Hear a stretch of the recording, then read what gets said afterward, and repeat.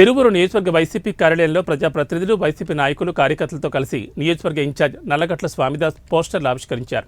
ఈ సందర్భంగా ఆయన మాట్లాడుతూ కూటమి ప్రభుత్వంలో మోసపోతున్న విద్యార్థులు, యువతకు తోడుగా వైఎస్ఆర్సీపీ నిలుస్తుందన్నారు. ఈ నెల 12వ తేదీ ఉదయం 10 గంటలకు కలెక్టర్కు వినతిపత్రం అందజేసే కార్యక్రమం జరుగుతుందన్నారు. విద్యార్థులు, వారి తల్లిదండ్రులు, నిరుద్యోగ యువత పెద్ద ఎత్తున తరలివచ్చి ప్రభుత్వం చేస్తున్న మోసంపై గళం విప్పుదామని, రాష్ట్రంలో పోరుబాట్లో అందరం కథం తొక్కాలని పిలుపునిచ్చారు. రాష్ట్ర ప్రభుత్వం ఎన్నికల హామీ ఇచ్చినట్లుగా తల్లికి వందనం, విద్యా దీవెన, వసతి దీవెన అమలు చేయాలని, నిరుద్యోగ యువతకి హామీ ఇచ్చినట్లుగా 3,000 రూపాయల నిరుద్యోగ భృతి ఇవ్వాలని, మహిళలకు నెలకు 1,500 రూపాయలు ఇవ్వాలని ఇప్పటి వరకు ఒక్క హామీని కూడా అమలు చేయలేదన్నారు. ఇటీవల ప్రవేశపెట్టిన బడ్జెట్లోనూ సరైన కేటాయింపులు చేయలేదన్నారు. చంద్రబాబు రాష్ట్ర ప్రజలను దారుణంగా మోసం చేశారని, 4 లక్షల ఉద్యోగాలు ఇవ్వకుండా ఇచ్చామని చెప్పి యువకులను మోసం చేశారని మండిపడ్డారు. కోసం పోరాటానికి పిలిపించింది జగన్మోహన్ రెడ్డి గారు, వైఎస్ఆర్ పార్టీ అని చెప్పి తెలియజేసుకుంటా ఉన్నాం.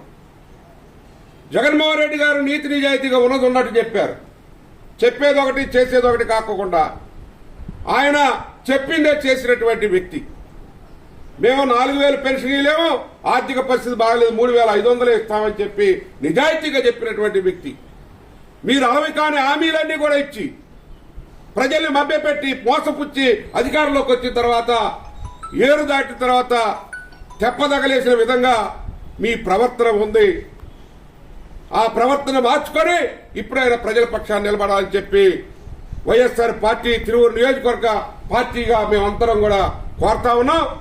పేదల పక్షాన్ని ఇక్కడ తిరువూరు నియోజకవర్గం ఎస్సీలు, ఎస్టీలు, బీసీలు, మైనార్టీలు, ముఖ్యంగా పేదలు ఎక్కువగా నివసించే రిజర్వ్ నియోజకవర్గం, వాళ్ళ బాధలన్నీ మేము చూస్తా ఉన్నాం.